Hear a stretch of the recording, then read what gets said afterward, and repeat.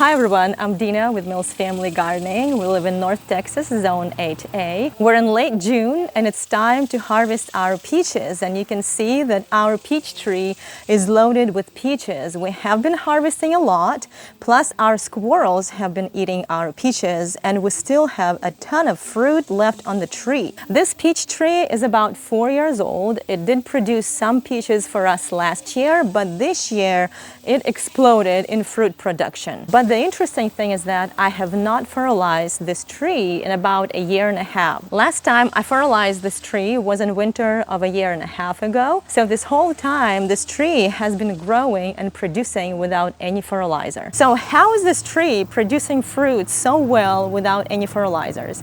Well, here's the key.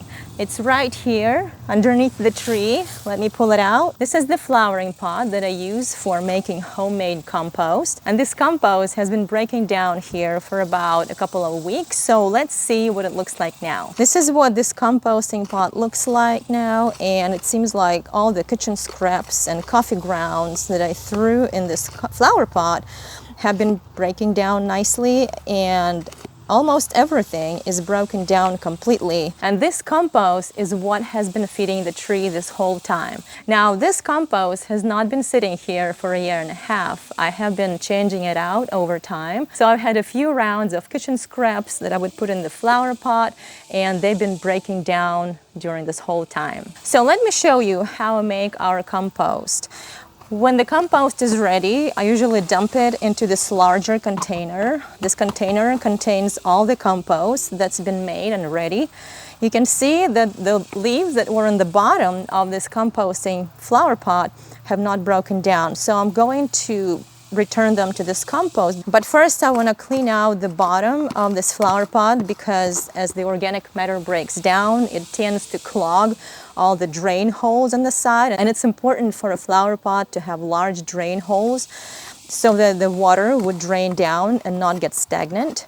And so now that we cleared out the sides, I'll return all these leaves here to the bottom of the flower pot. Initially, I used dried leaves for the bottom of the flower pot, but since the old leaves have not broken down, I'm just going to reuse them and return them back here. I also add some ground eggshells. If you don't grind your eggshells, they will take years to break down, and then all those nutrients in the eggshells won't be accessible to the tree. For that reason, I grind them in a coffee grinder so that they would turn into fine powder, and then I simply sprinkle them on top of the leaves. And then on top of that, I can add some cow manure. It can be any kind of animal manure as long as it's clean and the animals didn't eat any grass that was sprayed with herbicides and pesticides. If you don't have any animal manure, it's okay. You can skip the step. Any ingredient that you have on hand, as long as it's organic, you can use in your flower pot. Next, I'm going to use some kitchen scraps, and normally we keep them in the freezer. And we've discovered that when you get them out of the freezer, all the kitchen scraps soften and they break down much faster that way. So we have here paper towels, leftover garlic, also some pieces of bread, some tea bags, and they all will break down. I'm just going to dump it all here. And then after that, I'm going to use the old compost that's already made to cover all the kitchen scraps and manure and leaves and eggshells.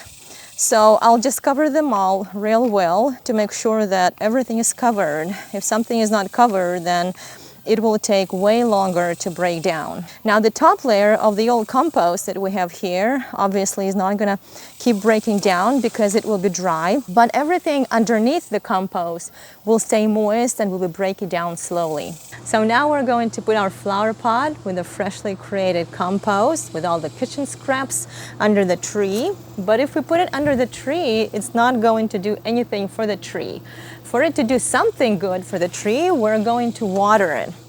And I normally water them every other day if it's really hot, or if it's not super hot, I usually water this composting flower pot about once a week. And as I water it, all the water or compost tea or juices from all the kitchen scraps and compost, they flow down to the tree, and that's what is feeding the tree, and that way we don't have to use any additional fertilizers. This is what feeds our trees year-round, and our trees have done really well with it. So we highly recommend that you try this method, and you might find really useful. All the kitchen scraps and eggshells and leaves that are underneath the top layer are going to be breaking down because they will stay moist. But the top layer does not stay moist, usually dries up. So I'm going to use a second smaller pot to put on top of this one, and that way this top pot will keep the top layer moist, and the top layer will be breaking down also. And sometimes I also water the top pot, and then all the water runs down to the compost and down to the tree. Now, if you live in a very large farm and you have a big orchard, this method is not very effective because you can't water all these pots everywhere in the orchard. But if you have a small backyard or a small orchard, then it's very doable and more manageable. So we have a few fruit trees, and they all have those composting flower pots underneath them. You can also have 3 flower pots or even 5 flower pots around a tree and water them all. And as you water, all the water with all the nutrients will be flowing down to the roots and feeding the tree. Now, all these composting flower pots, they do smell very attractive to different critters that like to visit our backyard at night. And sometimes I do find a couple of pots turned over, and it looks like that critter was searching inside because it liked the smell of it. In that case, I simply put everything back in the pot. I keep watering the pot, and that's not a big problem. You might want to put something heavier, like a couple of bricks on top of the pot, to keep the pot more stable and heavier for the animals to turn over. And also, I normally don't put any cheese, dairy products, or meat in the pot because that's what critters mostly look for. During winter months, all those kitchen scraps in flower pots don't really break down that fast because it's cold, and bacteria and microorganisms are not active during winter time. Especially if you live in a very cold climate where the ground freezes, then this method will not work in the winter. But it will work once the ground thaws and the temperature warms up. But during summer months, it gets so hot in Texas that our compost is ready in a week or in a couple of weeks. So I change out that compost, I refresh it with new kitchen scraps every week or a couple of weeks. And that's how we feed our trees for free. I have not been buying any fertilizers specifically for trees in a long time, and our trees have been doing really well. I really hope you like this video, and I hope you can use this method or at least try it. Please let us know how it goes. Thank you so much for watching this video, and have a great day.